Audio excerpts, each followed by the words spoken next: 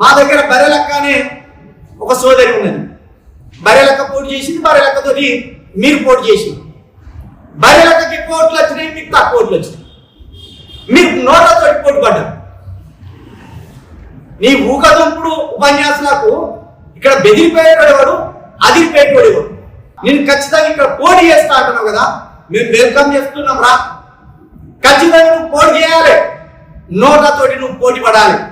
నువ్వు చెప్పకనే చెప్పినావు. తెలంగాణలో కూడా టీడీపీ, బీజేపీ, జనసేన, అవసరమైతే బీఆర్ఎస్, ఈ 4 పార్టీలు కూడా పట్టుకొని పోటీ చేయబోతున్నాం అని నువ్వు చెప్పకనే చెప్పినావు. కాబట్టి తెలంగాణ ప్రజలారా, మీరు స్పృహలో ఉండాలి, మీరు మేల్కొని ఉండాలి. ఈ దుర్మార్గులు వనం విడిచిన పోతుల్లాగా ఈ పవన్ కళ్యాణ్ ముందర పెట్టి ఈ రాష్ట్రాన్ని చిందరవందర చేయాలని ఒక దుర్మార్గమైన ఆలోచన చేస్తున్నారు.